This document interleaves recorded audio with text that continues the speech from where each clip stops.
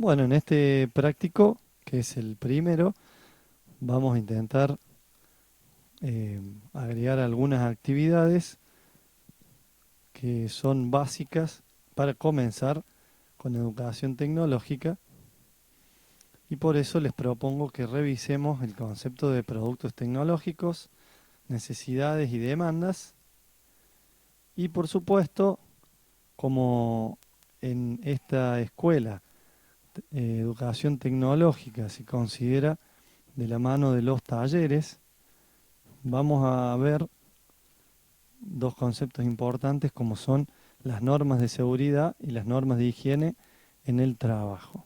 Vamos a ello.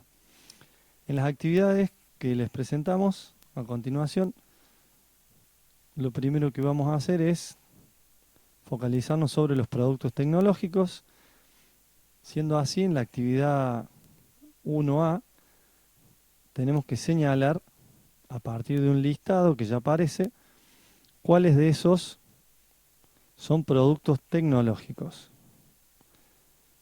Tengo árbol, casa, semáforo, matorral, gato, serrucho, ramas, arroyo, destornillador, plantación, puente, montaña, publicación, digestión, cadetería, maduración, encolado, bosque, valle, terraplén.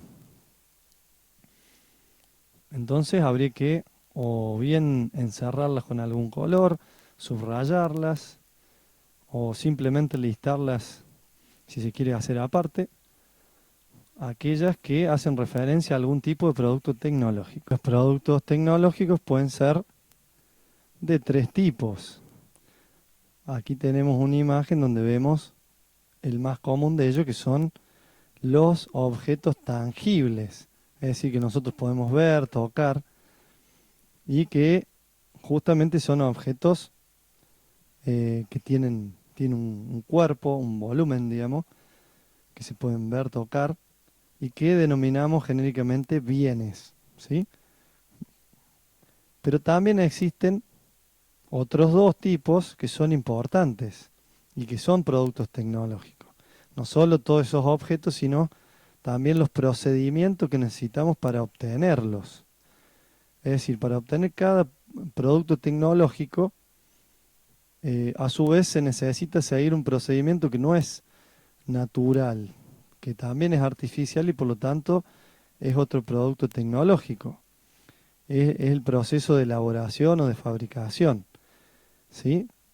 Es decir, toda esa serie de pasos que necesitamos realizar para obtener ese tipo de producto.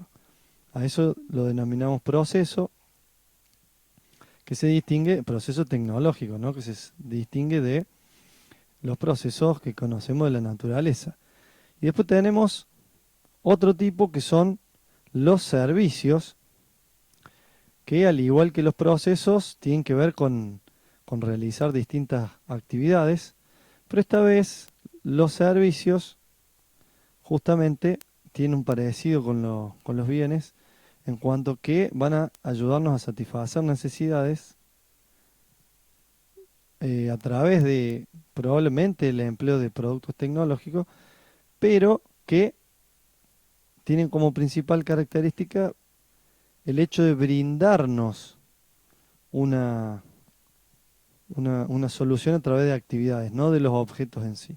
Por ejemplo, un taxi o el transporte urbano, si bien utilizan un vehículo, un automóvil, en ambos casos, el hecho es que nos brindan el servicio de transportarnos. Es una actividad, es el hecho de poderse transportar de un lugar a otro. El hecho relacionado y más importante. ¿Mm? De la misma manera va a suceder con lo que llamamos servicios públicos, como el de el suministro eléctrico, el suministro de agua, de gas, etcétera. Lo que nos brindan es la posibilidad de contar con esos recursos que son necesarios para nuestra vida cotidiana. A eso justamente, ese tipo de productos tecnológicos, los denominamos servicios. Voy a señalar algunos ejemplos aquí en el práctico para que entiendan a qué me refiero. Por ejemplo, el semáforo que está aquí, ¿sí? Es un ejemplo de un producto tecnológico. Puntualmente es un objeto, es tangible, por lo tanto es un bien.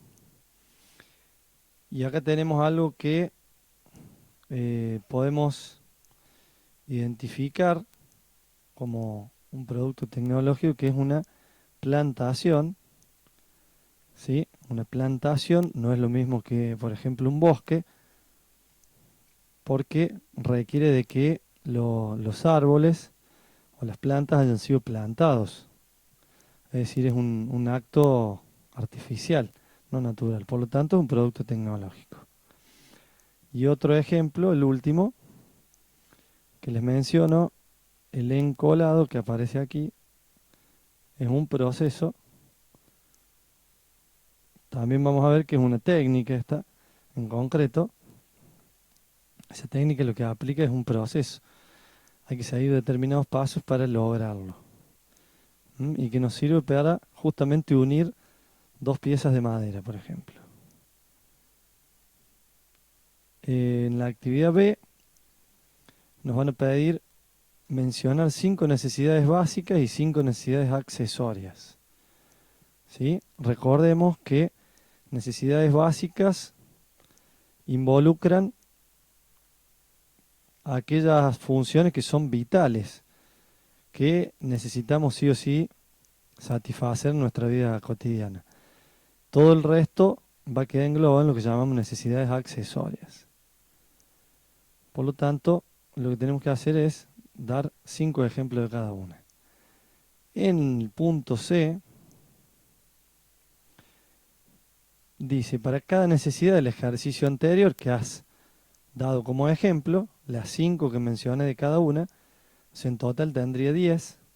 Para cada una de ellas, indicar al menos 2 demandas. Es decir que, supongamos que yo hubiera puesto como necesidad básica el hambre, ¿sí? Tendría que poner 2 demandas que satisfagan el hambre.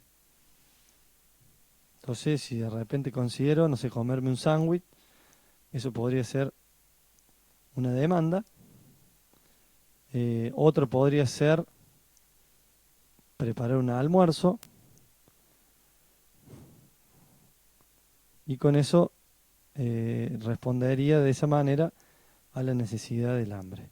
En el punto D, tenemos que indicar qué es lo que aporta la ciencia y la tecnología. Y viceversa, qué aporta la tecnología y la ciencia. En realidad, nos basamos en una relación que vemos donde en las últimas décadas especialmente, pero esto ha sido una característica incluso de todo el siglo XX, la ciencia y la tecnología se han entrelazado estrechamente y parecen incluso ir hasta de la mano, ¿no? Pero bueno, distinguir qué es lo que aporta por un lado la ciencia